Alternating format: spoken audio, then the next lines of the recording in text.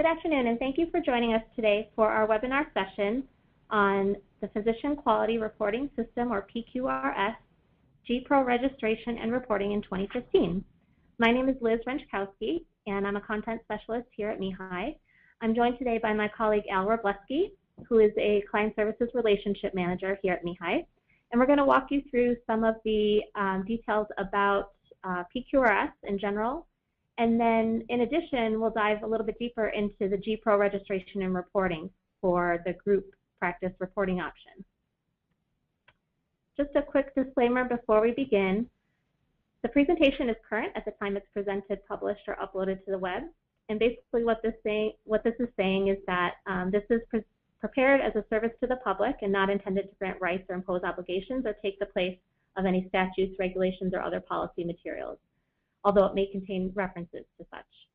The information provided is only intended to be a general summary. It's not intended to take the place of the written law, and we encourage all attendees to review the specific statutes, regulations, and other interpretive materials for a full and accurate statement of their contents. Phew. Our agenda for today is pretty packed, so we're planning to run through this as quickly as we can while still touching on all the details that might be relevant to you. And we will leave time at the end for question and answer. So we'll begin with a PQRS overview. We'll review PQRS eligibility, payment adjustments, the group practice reporting option, or GPRO, individuals authorized access to the CMS computer services, or IACS. We're going to refer to that as IACS from now on because individuals authorized access to CMS computer services is too much of a mouthful. And registering for GPRO, which can be a lengthy process if you don't have all the information at your fingertips when you're ready to register. So we'll walk you through that.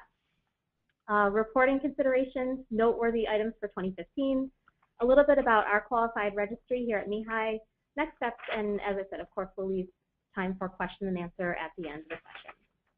At this time, I'm going to turn it over to Al Robleski to begin our presentation. Al? Thank you, Liz. PQRS is something that's been with us for several years, and I wanted to just give you a little overview perspective on where it came from and what the whole point of it is.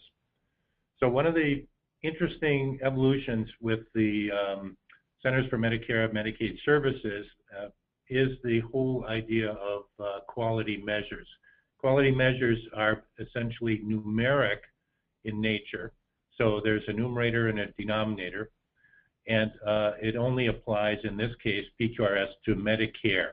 So there obviously is quality measure requirements for Medicaid incentive payment programs, meaningful use, and other programs from CMS, but the PQRS is specific to Part B Medicare billing. It also is originates in the fee-for-service payment model. So one of the things CMS is attempting to do is to migrate away from fee-for-service because it was deemed that this is one of the components of the spiraling costs of healthcare. So if we create a different type of payment model, one that is focused on performance rather than transactions, the hope is that the overall cost will be reduced, but the overall quality will remain the same or even improve. So if you look at the last bullet point, one of the aspects of PQRS is payment adjustments, as they're called. And for the most part, those are negative. So those are penalties or reductions in the payments that you would be getting when you submit claims for Medicare Part B. There's also positive adjustments in how these calculations are made, and essentially it's a redistribution of the payment. So in other words, a calculation is done. It's sort of like scoring on the curve back in high school or even grade school, and essentially those who are not doing well will get a smaller payment. Those who are doing what they're supposed to will get the expected payment, and those who are outperforming or performing especially well will get an increase. So that's the model. The idea is that essentially there are no new dollars being added to the pie, but the pie is being cut a little bit differently. So PQRS eligibility, this is a nice chart that essentially shows you who all of the practitioners are who would be eligible. The slide is a bit out of date. It's that first column where you see there's an eligibility for an incentive that actually went away in 2014. So going forward in 2015 and subsequent years, there's just a payment adjustment or reduction. As you can see, many people are eligible for PQRS, not just the physicians or the few people, nurse practitioners, certified nurse midwives, who are also eligible for the Medicaid Incentive Payment Program, but many of the so-called mid-level practitioners and therapists as well. So it's looking at people who are in fact providing services and billing fee-for-service for Medicare patients. The middle column, value modifier, we'll touch on that, which is a related program, which again deals with incentive payments for performing well on the PQRS measures. The last one you're probably familiar with is the incentive payment program, which is delivered both through Medicare and Medicaid. So payment adjustments. The focus here, we're talking about failure to report. So we're not talking about how well you're doing on the measures. And when we use that term, how well, it's basically a rate of performance numerator over denominator. So how well are you performing in terms of the percentage? This is talking about not even reporting. In other words, even if your numbers are terrible, if you don't report, you automatically get payment adjustments. So you see how this works. You report in 2015, that won't affect you for a couple of years until 2017. So when you're submitting your claims in 2017, that's when you would see the reduction of 2%. Failure to report is a big deal. So one of the most important aspects is to make sure you're in position to report. That's step number one. Step number two is looking at how are you performing in terms of the measures. The value modifier penalties, we'll talk about that in a minute, but there are sort of a couple of related programs that deal with incentives or disincentives. Failure to report through the value modifier payment adjustment, 2% for small practices, solo or 2 to 9, minus 4% for groups of 10 or more. So that payment adjustment, remember, that applies for the entire year. All of the submissions are subject to that reduction. And PQRS is the mechanism of collecting the measures. So you don't submit a different set of measures for value modifier. That's all part of the PQRS reporting. Here's another graphic showing how this works. Minus 2%, again, we're talking about failure to report, the value modifier, and the value modifier applies to physicians. You get a minus 2, or if you're a group of 10 or more, a minus 4. So you can see that these percentages do add up. And if you are, in fact, achieving positive results, then you're in a position, rather than just avoiding the negative, actually getting a positive increase of 4%. So the idea here is to submit quality measures to CMS. And this is beginning to explain the multiple ways there are of reporting. And one of them is the group practice reporting option known as GPRO. And that's what we're going to be focusing on. The reason we're focusing on that right now is last year you could register your intent to use that method by October, and now that deadline has been moved up to June 30th. So it's a decision that needs to be made immediately, and the purpose of this webinar is to give you information that begins to sort of paint the picture of how you might think about making that decision. GPRO, change has been made in terms of what is a group, and it's whittled down to 2 or more individuals who are linked to a particular group 10. So the relationship there is individual NPIs all connected with the same 10. And if there are 2 such individuals, then you can come in under the group process. Something that's happening incrementally but relentlessly, I would say, is a migration away from individual reporting to aggregate reporting. This is happening in many aspects of these programs, like the patient-centered medical home or accountable care organizations, the PQRS under GPRO, even some aspects of the incentive payment programs are moving more towards a group orientation, even though the applications must be submitted on an individual basis. So an aspect of this is the GPRO approach, which, as you can see in the second bullet point, it aggregates all the PQRS data among all the providers. This means that some individuals may be performing extremely well, others very, very poorly, and it basically creates an average of the whole group in terms of percentages. So the emphasis really is moving towards the practice, educating, training, supporting staff, all staff, in making sure that the measures are being reported accurately and that the required activities are being completed so that the performance rate is in fact very positive. The third bullet point gives you just a quick review of the different ways the data can be submitted. And the last one is talking about a survey, which is basically a patient survey, which is required for groups of 100 or more. So that is an aspect, if you're a large group, that you have to consider, but that is another dimension of successfully submitting the quality measures to CMS. As I mentioned, June 30th is the big day.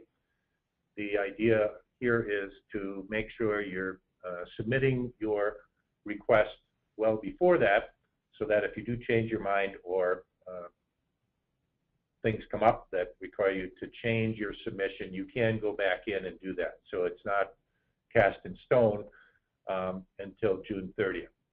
It also requires you to identify the method of submission. So you are locked into that. It does not require you to list the individual providers. So you're essentially putting it into one of those 3 groupings, and that is it as far as the registration process.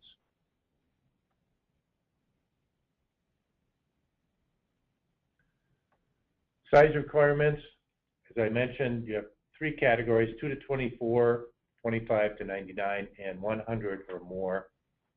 That is based on the situation as of when you report. So the CMS is well aware that that number may change by the time you submit. So it isn't something speculative in the future, but it really is as the time of when you're submitting. What is your provider profile? Who are the eligible professionals? How many do you have? And how many, if you were to submit quality measures today, which of these 3 categories would you fit into?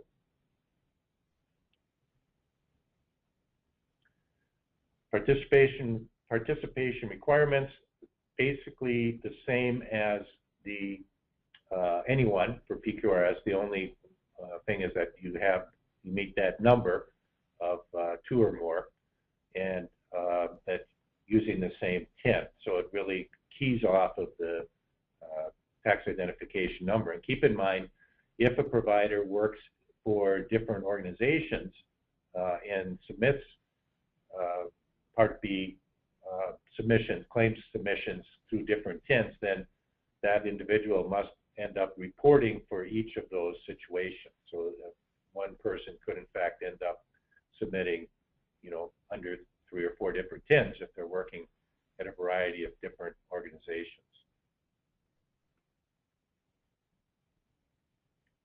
The requirements are straightforward.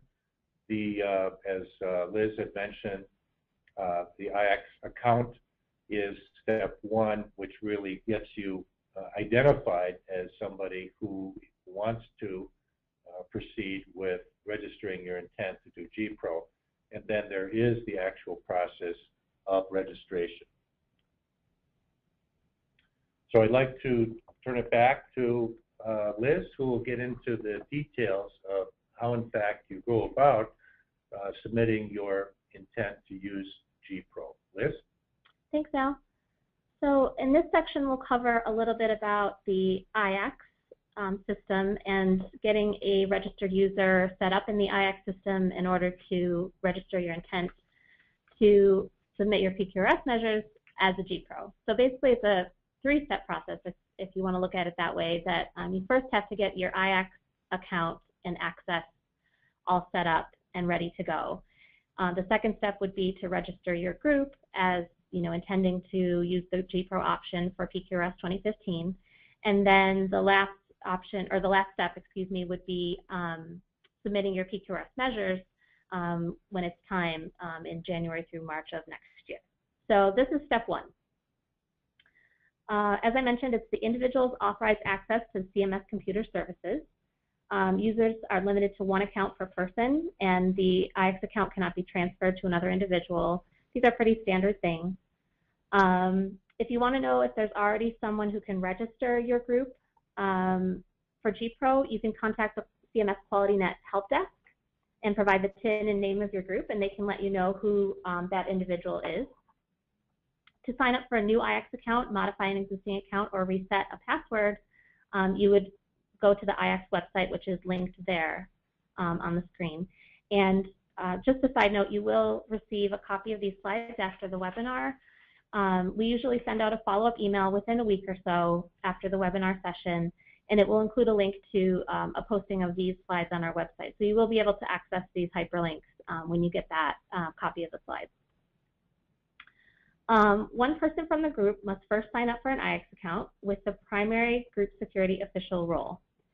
So there's basically three roles within IX. There can only be one primary group security official, but there can be one or more backup group security officials or group representatives. The primary group security role is usually approved within 24 hours by CMS. They'll let you know whether you're approved or not approved and steps to take if you're not approved to rectify that. And the backup and group representative roles, it takes a little bit longer for those to get approved. The primary or backup group security official role allows the user to register a group to participate in GPRO, to view the group practices QRUR and supplemental QRUR, and it's basically a report of your performance on the quality measures, and approve requests for the PQRS group representative role in IX. So basically, as I said, there's three roles here. You do obviously need a primary group security official. It's probably a good idea to have at least one backup group security official so that you may have someone to cover if your primary person goes on vacation or is out sick and you need to access the IX information. The group representative role is, optional. You can have people in that role or not. But the big thing is to have a primary and usually, in most cases, a backup group security official. There's three steps to sign up for an IX account. You want to gather, enter, and verify all the information you need to submit your request for IX. Enter the required information into the IX system and verify that you entered all the required information correctly, and then submit your request. They do note that you should use an email address that you monitor regularly, as CMS will send emails with your user ID, temporary password, and information about password reset. So the required information needed for the IX account referenced on the previous slide. You may have been wondering, what do I need to sign up for an IX account? All group practice roles need first name, last name, social security number, date of birth, and email, and the professional contact information, obviously. For the primary group security official, you also need all of your organization information. So your group practices Medicare billing PIN, your legal business name, rendering NPIs for 2 different eligible professionals who bill under that PIN, and their corresponding PTANs.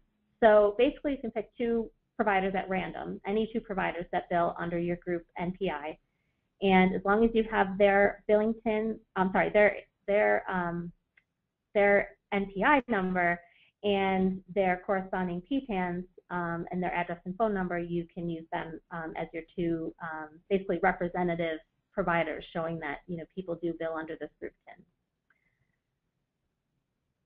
As far as registering for GPRO,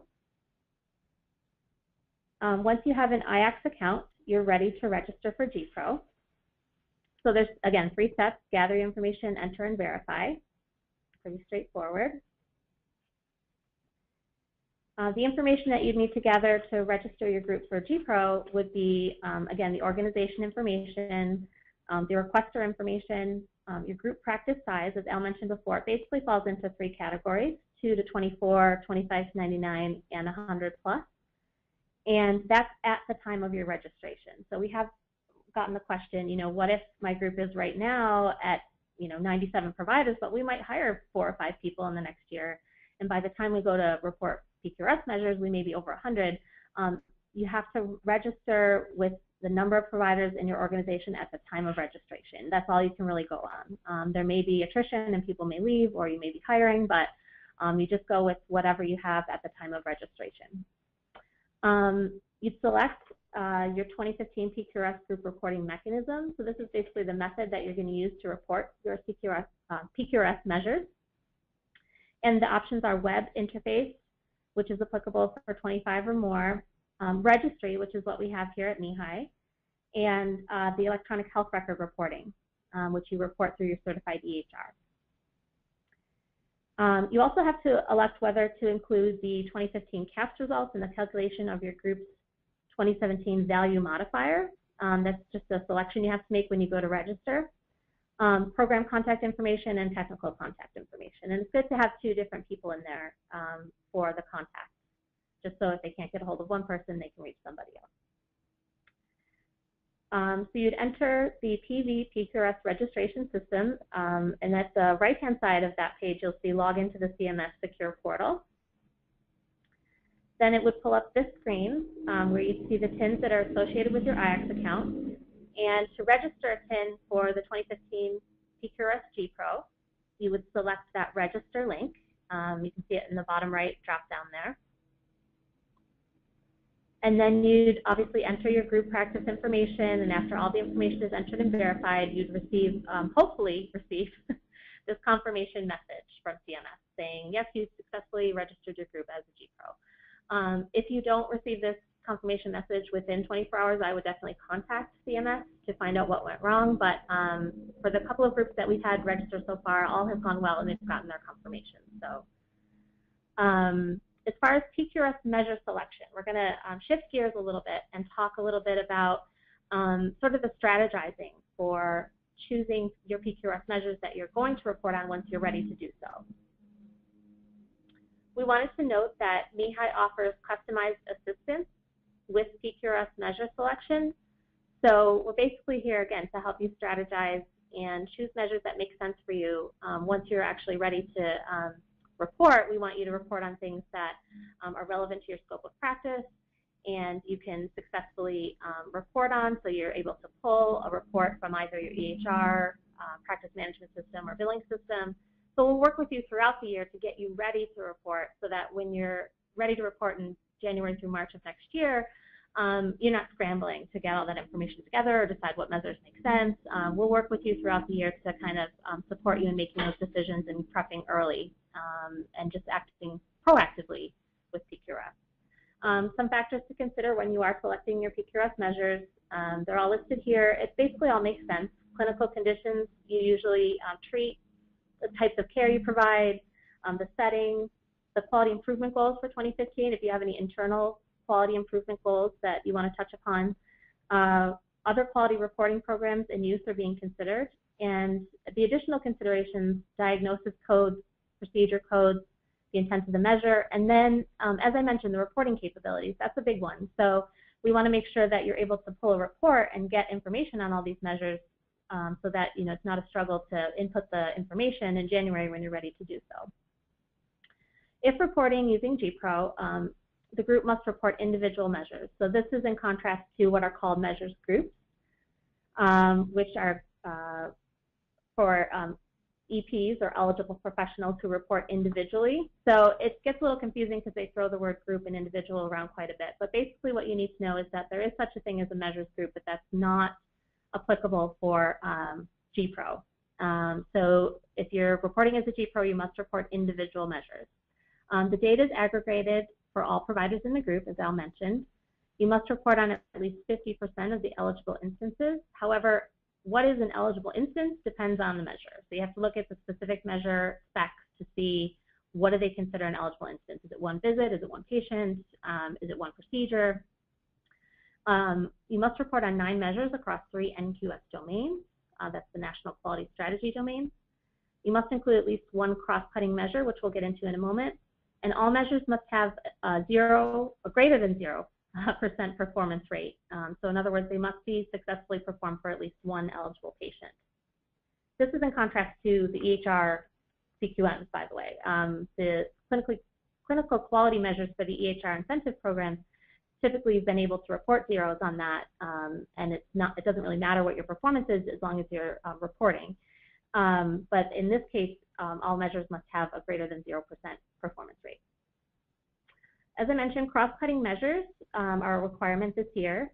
CMS has basically identified 19 measures that they consider to be cross-cutting measures, which impact multiple specialties or areas of patient care. So some examples are medication reconciliation, documentation of current medications in the medical record, and tobacco use and cessation.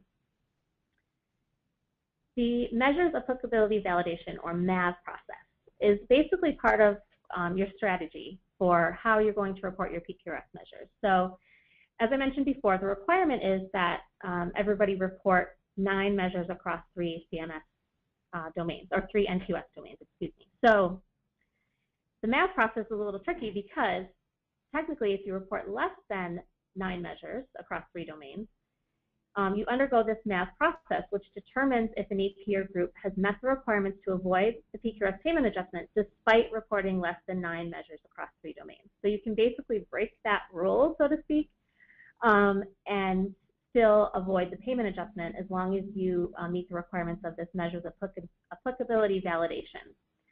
So the objective of MAV is to review the measures that the group did report and evaluate if any other measures or domains are applicable using what are called clinical clusters. Clinical clusters are groups of 2 to 7 clinically related measures. If a group reports on one of the measures within a clinical cluster, they must report on all measures within that clinical cluster. So again, to avoid the 2017 payment adjustment, the group must report on at least 1 cross-cutting measure and either satisfactorily report all measures within a cluster or satisfactorily report on measures not included within a cluster and pass the clinical relation domain test based on the measures within the clinical cluster. So it's a little bit tricky navigating this, but the point we want you to take away from this presentation is that MeHI can help you navigate this MAV process. And again, select measures that are relevant to your scope of practice, report on measures ideally where you're performing well, and strategize to minimize the reporting burden while still avoiding the penalties. That's really what we want to do. At this point, I'm going to turn it back over to Al to talk about some noteworthy items for 2015. Al? Thank you, Liz. So 2015, as in every year, there are some changes made in the rules and timing and so forth. The cross-cutting measure, just to say a little bit more about that, what the philosophy of that is. CMS is interested in collecting data from all healthcare settings. And part of what the cross-cutting measure idea is about is looking at measures that have wide applicability in a number of different settings. That's why this requirement has come in for 2015. So CMS wants to begin collecting data on measures from different settings of care, different types of practices, different specialties, but on the same measures. So they can learn from that and see how the quality of care varies by types of practices. So the term cross-cutting may not, in fact, spell that out, but that's the point of it. The value modifier payment adjustments apply to all EPs. Keep in mind, this applies to the physicians only. It doesn't apply to the other providers. But it does apply to each individual, which means no matter how well or poorly an individual did on the measures, the adjustments apply to everyone in that practice, reporting with that hit.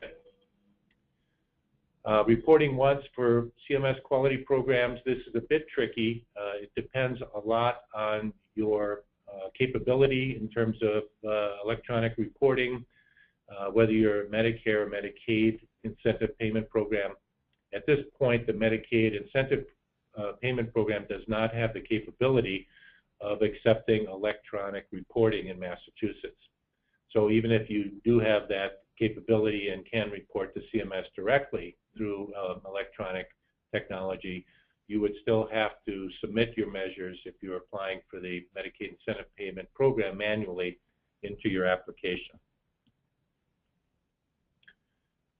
Just to reiterate, MeHI offers a qualified registry. There's a couple of different aspects to that. One is just the simplicity of reporting, that it is a very user-friendly method, very easy to use, and simple and fast. Another aspect of it is the assistance you get in terms of somebody to help you figure it out if you run into snags or glitches or questions. We also have, I would say, more customized assistance in terms of figuring out which measures make sense for you. And as Liz said, there's a number of components to making that choice. One of them is which measures are you actually functionally using in your practice? Two, are your clinicians, in fact, trained, skilled, and committed to getting the information needed and entering it correctly into the EHR? Does the EHR then collect and report it? So there are a number of different elements that all have to line up. And keep in mind, although I don't think we said it explicitly, you're looking at these measures for the entire calendar year. So from January 1 through December 31st, all of this activity is going on. And that's why we feel it's important to get on top of this at this point, because almost 5 months now have gone by, and so you really have to look at how have you been doing so far in terms of collecting the data that's necessary, as well as making the GPRO decision by the end of June. So the last point, the strategy and preparing, is something we really feel the lack of has caused many provider groups to struggle when it comes time to reporting the measures in January, February, March. That they just have not been collecting the data in a way that makes reporting easy, where they have to go back and in some ways struggle. And in a lot of cases, the percentages, the performance is not exceptional because there wasn't the attention being paid while the measures were actually being conducted and reported throughout the entire year. Next steps, pretty straightforward. If you want to go with GPRO, step one is the IACS account to get that set up. Then when that's all ready to go, then it is in fact submitting your registration that you want to participate in GPRO. The third is, if you so choose, to work with us, find out how we can be a support basis for you and help you succeed.